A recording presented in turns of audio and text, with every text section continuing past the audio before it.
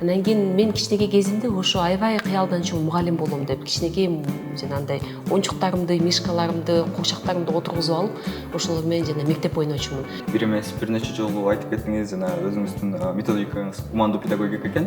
Ошону чечмелеп берсеңиз биздин жашыраак угуучуларыбызга. Бир 35 жашта ар бир адам өзүн изденип баштайт. Мен киммин, мен эмне үчүн бул жашоого келдим, менин миссиям кандай депчи, ошо кезде эне тил жардам берет экен.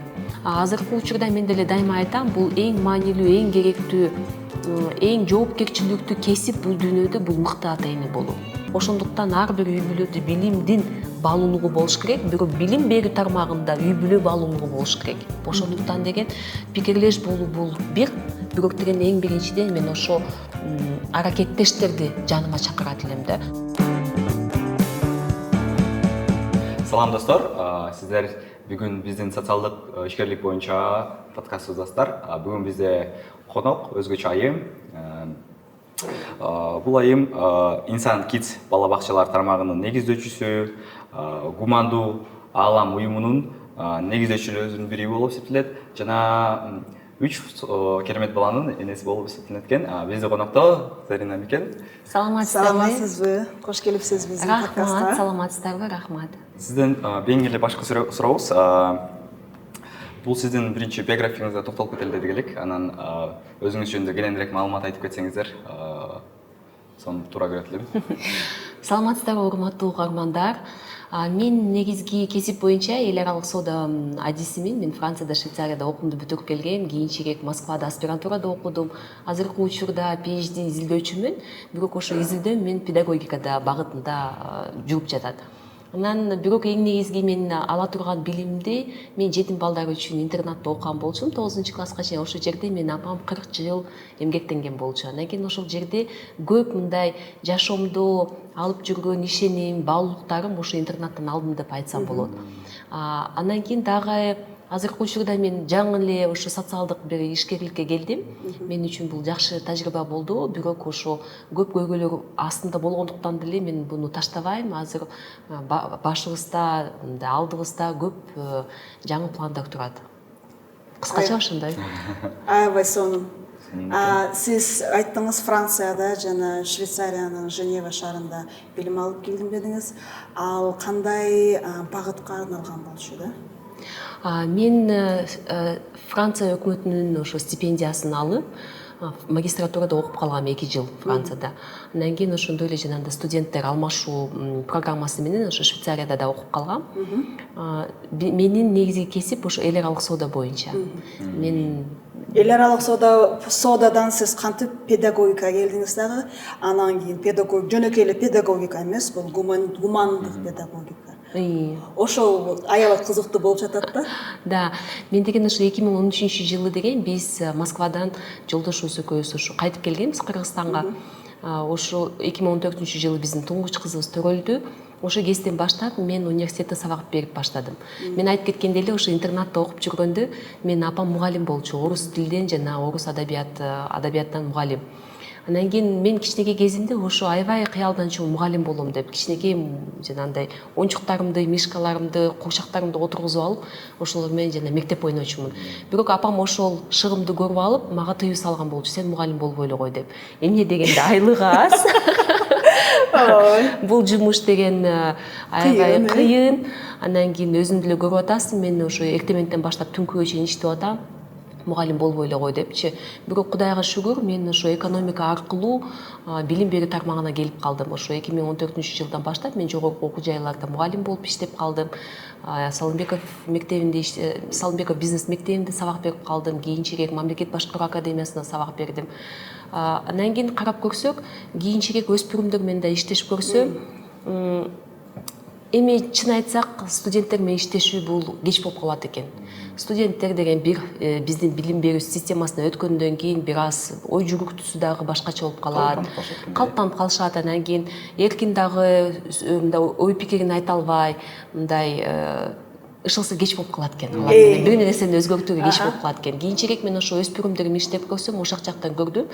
Мындай аларга деген бир башкача көз караш, аларга бир башкача билим берсең, алар кадимкидей ошону тезирээк кабыл алып, андан кийин ой жүрүктүп, сени менен кадимкидей ошондой башкача бир пикир алмашканда деген балдар ошо кийинчерээк деген башталгыч класстар менен да мен иштешип калдым. Биздин ошо программабызга башталгыч класста балдар келип калды. Анан кийин ошол жерден көрдүм да негизги таасир бере турган балдарга деген бир 12 жашка чейин берсе болот экен.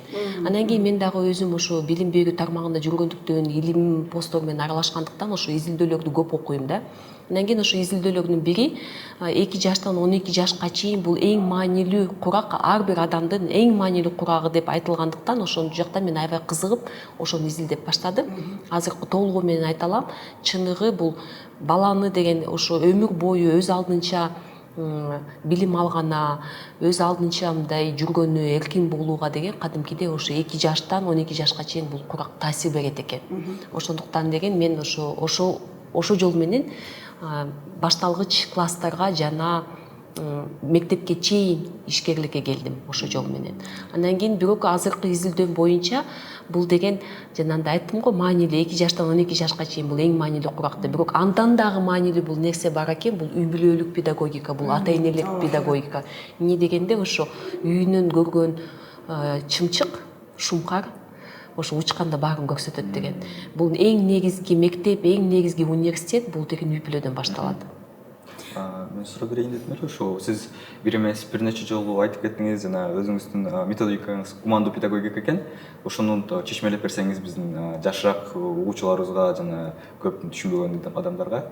Ошо гумандуу педагогика деп айтып калса көбү айтат ошо баланы урушпаш керек, анан кийин бир тентек кылыш керек, анан кийин өз алдынча коюш керек деп. Бул гумандуу педагогика такыр бул жөндө эмес. Гумандуу педагогика бул эң биринчиден руханий баалуулуктарга балдарга берүү. Бул жүрөгүнө ишеним салуу. Бул эч кандай дин менен байланыштуу эмес. Бул эң биринчиден ошо балага сен бул дүйнөдө убактылуусуң, сен бул дүйнөдө башкаларга кызмат кыласың, Кудай бар деген нерсени деген баланын кичинекей кезинен ошо жүрөгүнө салып ишеним жаратуу деген нерсе. Андан кийин гумандуу педагогика бул союз учурунда бир аз унутулуп калган нерсе деп айта алсам болот. Анан кийин бир алгач таанымал шакирти, гумандуу педагогиканын шакирти бул Шалва Александрович Аманашвили. Мен дагы ошо кичинекей кезимде ошондо бир 12 жаштан билен апамдын китепканасынан ошо китепти көрүп калам да. Балдар саламатсыздарбы деген.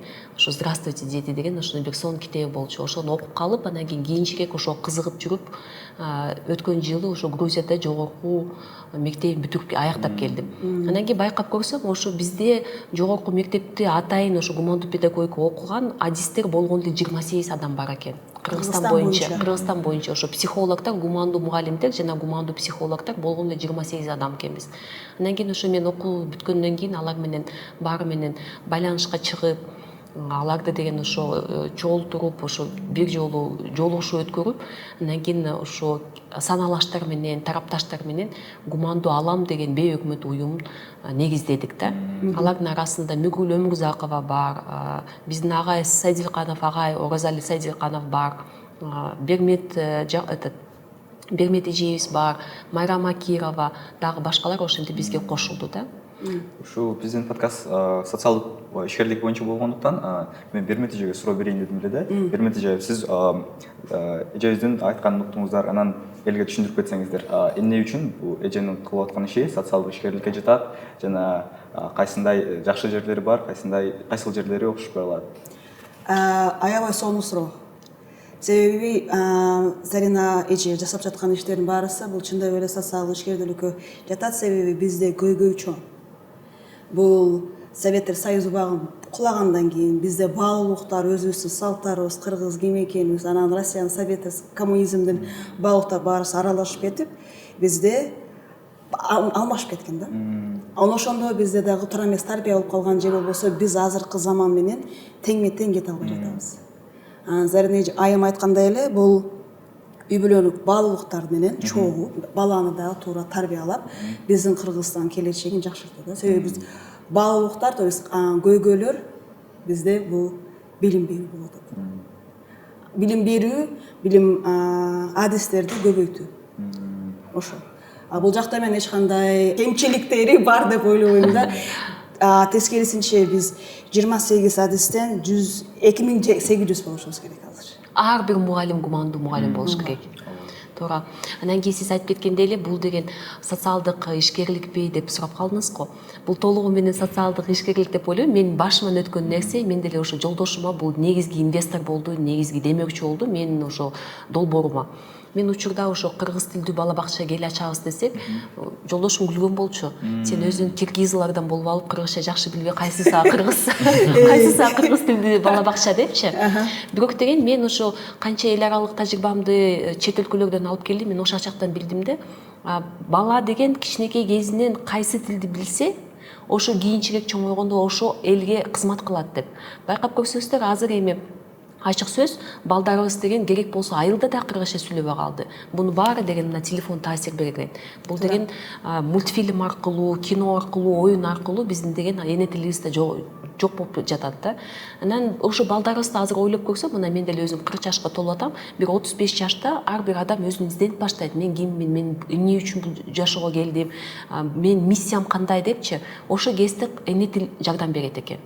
Бала деген бул тил деген жөн эле сөздөр эмес. Бул эң биринчиден ошо ой жүгүртүү, аң сезим түптөй турган бир ыкма да. Анан кийин өзүңүз деле билесиз го, мисалы орус мүнөздө бекеринен айтылбайт. Ошондуктан деген азыркы учурда мен үчүн бул чоң бир социалдык көйгөй боло турганын бир көрүп турам да. Азыр мына карап көрсөңүздөр, ата энелер эгерде кыргыз мектепти бүтүп же кыргыз тилди боло турган болсо, бирок балдары эгерде орус тилде же башка тилде сүйлөшсө, ортосунда кийинчерээк такыр түшүнүк болбой калышы мүмкүн. Эмне дегенде булар деген көз карашы такыр башкача болот, булардыкы такыр башкача болот. Ошондуктан деген мен эми өзүм деле көп тилди сүйлөгөнү менен, бирок мен негизги азыр принципим ошо өз эне тилине таянып, бала деген башка тилдерди да билсин деп. Анан кийин деген ошо бала бакчалар менен көп ишкерлер алек болуусу келбейт. Эмне дегенде убарасы көп, акчасы кыйратып көп түшпөйт. Анан кийин мен деле ошо бир нече инвесторлорго да кайрылып көрдүм. Өзүңүздөр билесиздер, көп ошо инвесторлор бул эркек балдар болот да, эркектер болот. Анан кийин эркектер буну түшүнбөйт. Алар ойлошот, бул кереги эмне, бул кичинекей майда балдар десе эле бул сөзсүз деген аялга караштуу нерсе да. Ошо аялдар өздөрү үйдө эле отуруп эле өздөрү кылыш керек деген нерсе да. Бирок деген ошону мен деген улам кайрылып атып, мына чын айтсам өз жолдошума буну түшүндүрүп берди да, мен үчүн деген бул чоң көйгөй болду да. Андан кийин Кудайга шүгүр, азыркы учурда жолдошум жакшы колдоп атат.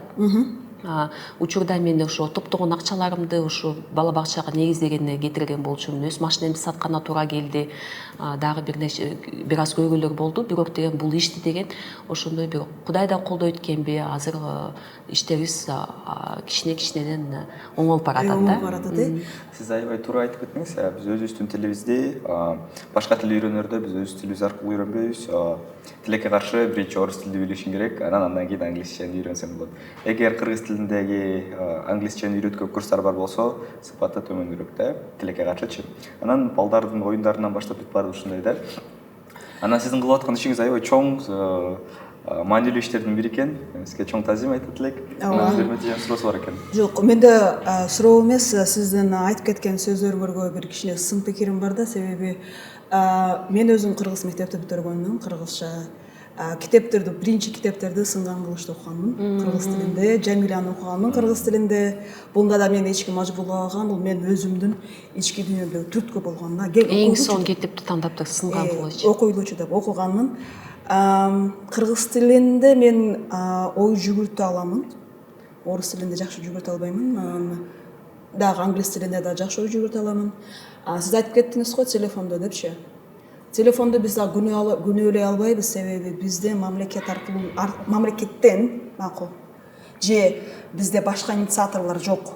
Кыргыз тилинде программа жазып чыгарганы же кыргыз тилиндеги жөнөкөй кичинекей видеороликтерди популяризация кылганы дагы эч кандай бизде көмөк жок да. Сизди мисалы үчүн бала бакчаны ачканга аябай кыйын болсо, бизде деги азыр YouTube каналга эч ким ачкысы келбейт, себеби кыргыздар эмне 7 миллион арасынан балким 50% гана кыргызча сүйлөйт, калгандары кыргызча билбейт, баарысы отуруп YouTube'дан көрөт деп. Менин үйдө азыр балдар көп. Бир каналды, бир эле видеону мен азыр бүт баарысын билем, жаттап калганмын орусча, күнүнө 10 жолу көрөбүз. Ошол эле видеонучу орусча. Кыргызча коюп бериңиз, кыргызчасы жок. Же аппликейшн эмеси, же анимациясы начар. ошондой эле да.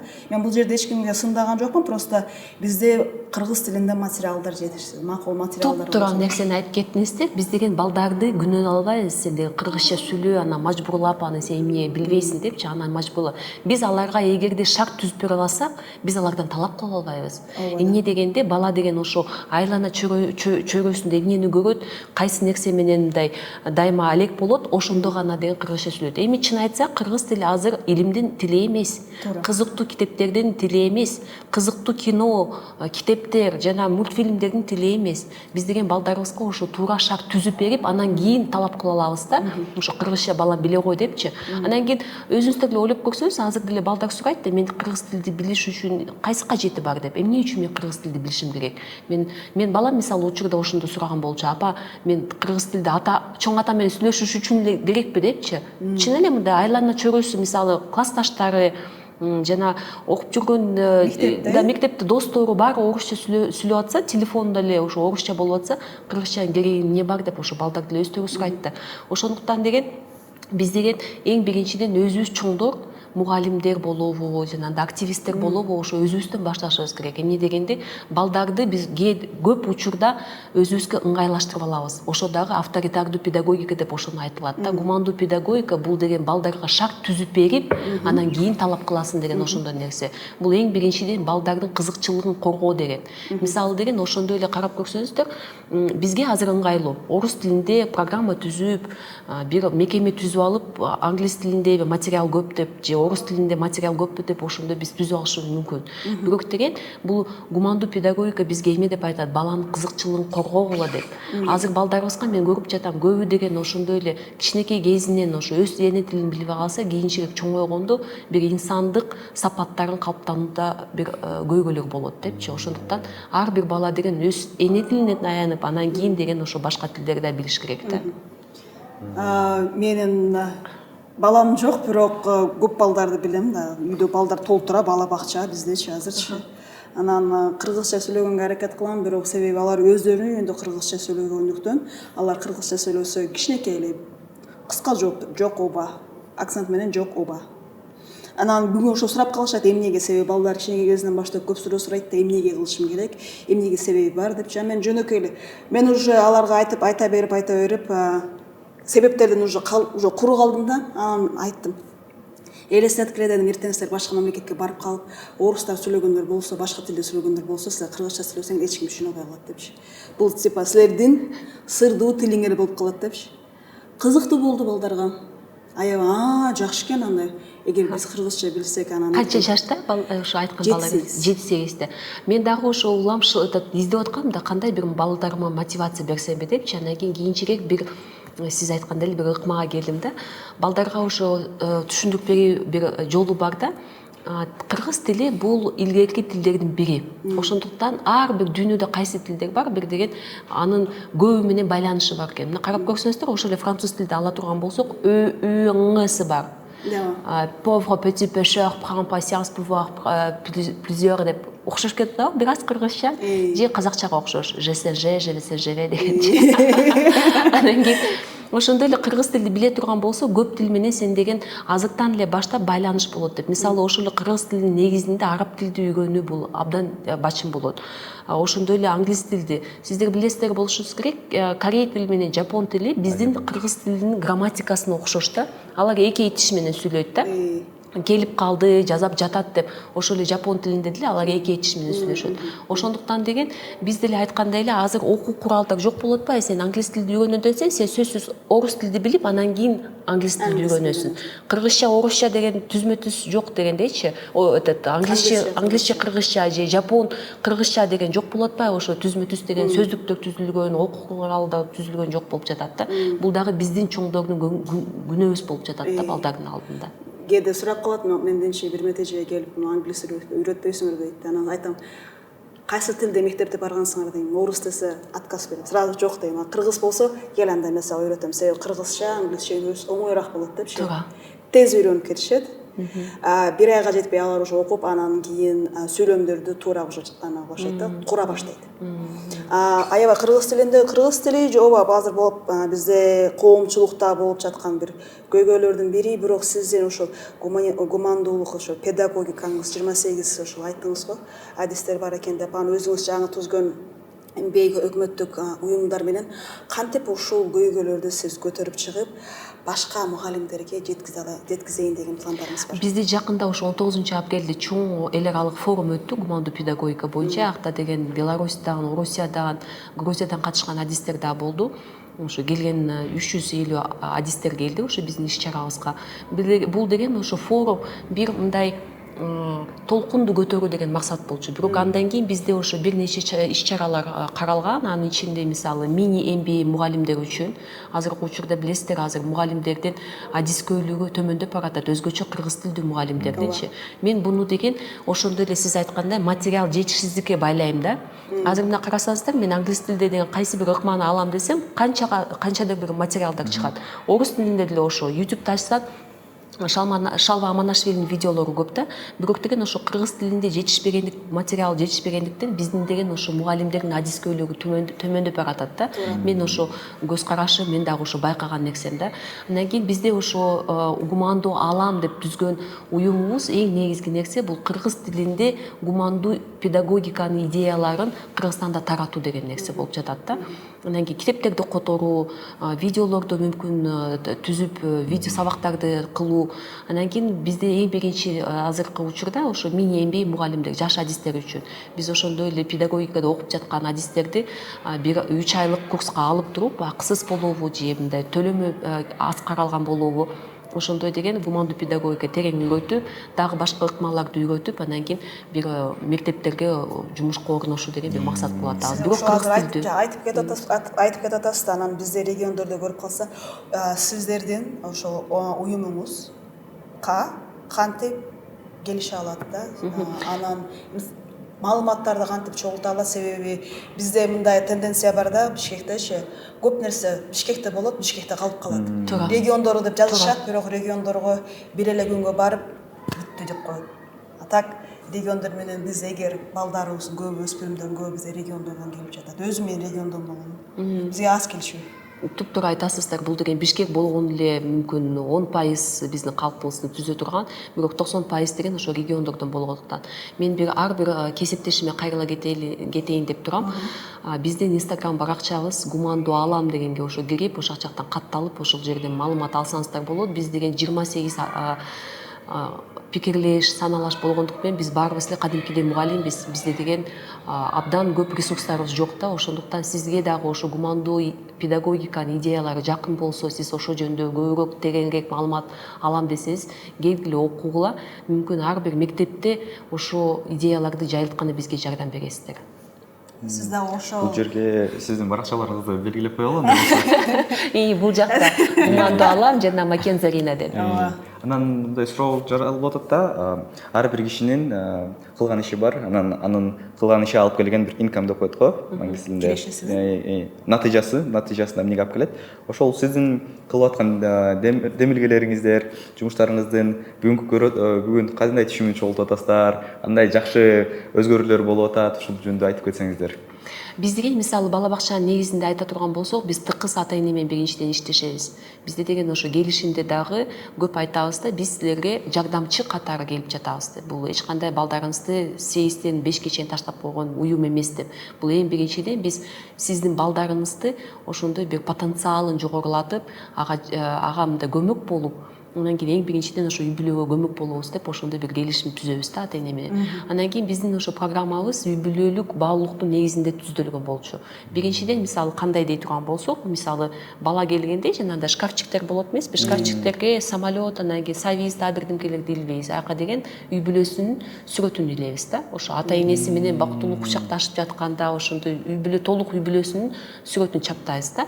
Андан кийин деген ошо мисалы уулу группаны ала турган болсок, алар деген тамгаларды таанып баштайт эмеспи? Ошо тамгаларды дагы биз ошо үй бүлөлүк баалуулуктун негизинде түзгөнбүз да. Мисалы үй бүлө, Б байке, эжеке, А апа деп, анан кийин Д достук деп ошондой кезде эле балага деген ошол баалуулукту үйрөтсө болот да. Анан кийин ошо үй бүлөлүк дегенде жума күнү балдарды узатып атканда биздин тарбиячыларыбыз айтат да, эми мына суббота воскресенье бул толугу менен үй бүлө менен өткөрөсүң, сага кайсы тапшырма бактылуу убакытты үй бүлө менен өткөрөсүң деп. Андан кийин ошол эле келишимдин ата эне менен түзгөн келишимдин ичинде бир берене бар. Сөзсүз деген бизге окууга келесиңер деп. Ошондой эле биз деген акысыз ата энелерге окуу өткөрөбүз да. Азыркы учурда мен деле дайыма айтам, бул эң маанилүү, эң керектүү, эң жоопкерчиликтүү кесип бул дүйнөдө бул мыкты ата эне болуу. Ошого да даярдык көрүш керек. Мына карап көрсөңүздөр, биз кайсы гана кесиптерге даярдабайбыз, мына университеттерге барабыз, атайын окуйбуз. Бирок башыбызга ошо ата энелик келгенде, ата эне болгондо кадимкидей көбү өзүн жоготуп ийет да. Анан байкап көрсөңүздөр, көп көйгөйлөр, ошондой психикалык жактан жабыркалап калган балдар ошо баары үй бүлөдөн чыгып атпайбы азыркы учурда. Азыр деген ар бир өспүрүмдү алып, ошо кайсы бир таарынычтарым бар десе, бул парадокс эң мындай терең нааразы болгон бир өзүн ички жанагындай көйгөйлөрүн айта турган болсо, бул эң жакын адамдар менен байланыштуу. Бул атасы менен, апасы менен, же мүмкүн чоң атасы менен, чоң апасы менен ошондой көйгөйлөр байланыштуу да. Анан кийин мен дайыма өзүмдү сурай берем да, эмне үчүн эң жакын адамдар бизге эң оор ошондой жабыркалайт бизди депчи. А көрсө деген ошо баары деген билимсиздик актында бар экен. Биз деген ар бир ата эне ойлойт да, мен балам деген жаман болбосун деп эч ким андай иш аракет кылбайт. Бул деген балам жакшы болсун, анын деген келечеги кең болсун деп ошондой ниет менен кылганы менен биз туура эмес ыкма менен балага берип жатабыз. Мисалы ошол эле айтат эмеспи, барба, кылба, бутун сынат, анан кийин дагы бирдемке болосун деп ошондой бар го. Анын артында эмне бар? Кайсы бир мотивация, кайсы ниет бар? Бала үчүн мен коркуп жатам, балам жакшы болсун деген ниети бар. Бирок ошо ниетти деген биз туура эмес балдарга жеткирип жатабыз да. Анан кийин ошону деген биз деген мына карап көрсөңүздөр, өзүбүздө мугалим болууга биз үйрөнөбүз, бирок эч ким азыркы учурда ата эне болууга үйрөнбөйт. Ошондуктан биз деген ошо бала бакчадан баштап ошондой бир чоң философияны ар бир окуу мекемеге киришибиз керек да. Анан кийин ошо бул эле нерсени 3000 жыл мурун Аристотель жазып чыккан болчу.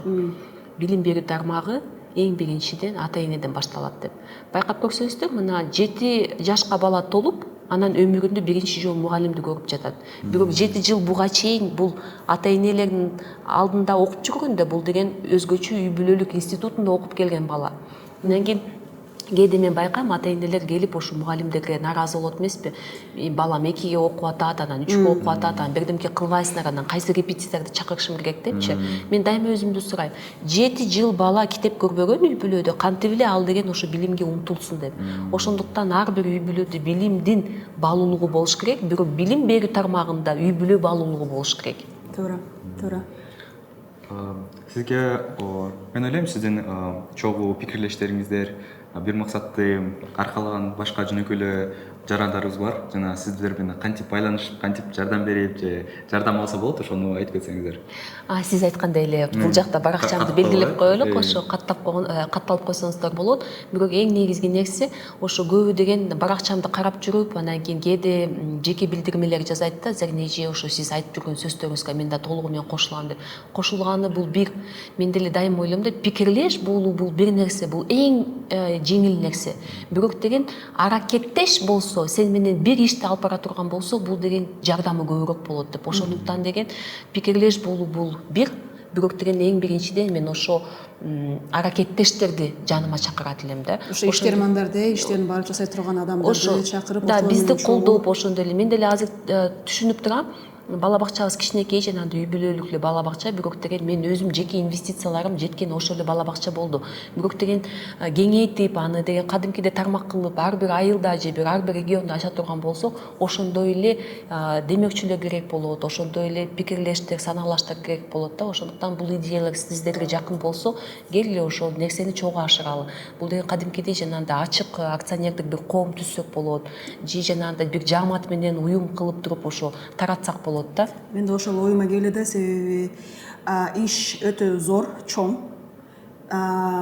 Бирок бизге бир эле адам ишти жасаган бир эле адам эмес, ар бир айылдан бирден адам керек. Себеби балдар алар биздин келечек. Эгер биздин келечегибизге өзүбүз азыр кам көрбөсөк, кийин биздин келечегибиз, биз картайганда алар кандай келечек, алар кандай заманда жашайт, алар биз ошол замандарга даярдай алабызбы же даярдай албайбызбы депчи.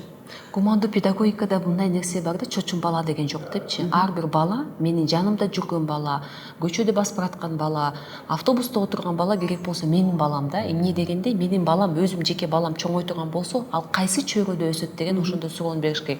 Анан кийин көп ата энелер азыркы учурда ойлоп атпайбы? Мына менин балам жакшы жакта окуп атат, менин балам мыкты окуучу, менин балам жеке мектепке барат, менин балам кыйратат, тинтет депчи. Бирок өзүңүздөрдү сурап көрсөңүздөр, ошол алтындай болгон бир жылдыздай болгон балаңыз чоңоюп өскөндөн кийин кайсы чөйрөгө барып, кайсы чөйрөдөн ошо ишин, кыялдарын орундатат. Ал деген жанында жүргөн мисалы сабатсыз адамдар аны эгерде жанында боло турган болсо, анын билимине 0. Анын деген ошо керектүүлүгү 0го барабар болуп калышы мүмкүн да. Эмне дегенде жанында турган балдар аларды колдоп туруш керек. Ал айткан сөздөрдү деген түшүнүш керек да. Ошондуктан деген бул бала тарбиялоо, бул жеке эле өзүнүн үй бүлөдө жүргөн балдар эмес. Бул эң биринчиден бүт балдар, Кыргызстанда кайсы балдар бар, ошону да тарбиялоо деген маселе да. Мен ишенем да, бир баланы чоңойтуш үчүн бир баланы бир айыл чоңойтот деген англисче сөз бар. Коомчулукта тарбиялат баланы депчи. Коомчулук кандай болсо, биздин да балдарыбыз ошого жараша чоңойот. Сиз бая өзүңүздүн ошол бала бакчаны ачканда өзүңүздүн кыйынчылыктарыңызды айтып кеттиңиз. Акча табыш, демөөрчүлөр табыш кыйын болду. Эркек кишилерде ошол сиздин бала бакчаңызга демөөрчү болгон дагы кыйын болду, анан күйөөңүздү дагы макулдаштырганга кичине сизге кыйынчылыктар болуптур депчи. Мындай суроо сизге. Сизге окшогон айымдар бизде көбөйсүн дейт. Бирок ошол азыр балким бирөө бар коркуп жатат же ою жакшы же ою сонун ою бар, бирок баштай албай жатат же туура эмес адамдарга балким ушул тушпу келип калып, бирөө айтып аткандар койчу, анын эмне кыласың, ал иш болбойт, элдер толтура, бала бакчалар толтура депчи. Сиз ошондой айымдарга, азыр айымдар деп айта албаймын, себеби мындай ишке бир гана айымдар жоопкерчиликтүү эмес, мындай ишке баарыбыз, эркеги барбы, аялы барбы, ошо коомчулукка сиздин кандай кеңештериңизди бермексизчи? Биринчи кадамдарды баштап. Коркунуч сезим эгерде сизде болсо, бул жакшы. Бул эң биринчиден жоопкерчиликтин белгиси да. Бирок деген бул нерсени мен деле өкүнүп калдым. Мына мен баштаганыма 1 жыл эле болуп калды, бирок ошо туугуч балам төрөлгөндө эле ошондо эле баштасам болмок экен депчи. Анан кийин мен деле өзүм ошо 2 балам төрөлгөндө бир мыкты бала бакча өзүм көргөндөй таба алган жокмун. Ошол эле мисалы байкап көрсөңүздөр, көп бала бакчаларда тамак ашы бир аз сапатсыз болот да. Эптеп-септеп эле болот да. Анан кийин мен ошо туура тамактанууну азыркы учурда иштеп жаткан бала бакчама киргизген болчу. Мейли акчасы көбүрөөк кетет экен, бирок деген балдар ошо сары майга тамак жасап беребиз, күмшекерди бербейбиз, жогорку сортто унду бербейбиз, мисалы ошо туура тамактанууну киргизгенбиз да. Бул деген бала деген аманат деген мен үчүн ошондон башталган да, ошо туура тамактануу адатын азыртан баштап түптөйлү депчи. Анан кийин сиз деген эгерде коркуп турсаңыз деген, бул деген эрте кечи жок деп айтпаңыздар. Бул кечи дегенде бар экен да. Эгерде ошо балдарыңыз деген кичинекей боло турган болсо, азыртан баштагыла. Мисалы көп айымдар ошо декретте көп нерсени кыймылдап бир нерсени жасап баштайт да. Ошо декрет менен отурганда балаңыздагы кадимкидей бизнес баладай эле болуп эле өсүп кетиши мүмкүн. Ар бир деген ошо өзгөчө айымдар жакшы түшүнөт. 3 жыл декрет деген бул ошондой экен. Бул бизнес деле ошого окшош экен. 3 жылдын ичинде кадимкидей өзү бутуна туруп баштайт экен да. Өзү дегенде тарапташтар баладай эле болот экен да. Ошондуктан азыр деле баштаса болот. Азыркы учурда мына жаңы мыйзам боюнча көп жеңилдиктер берилген. Мисалы ошол эле салык 0% менен кете тургандай.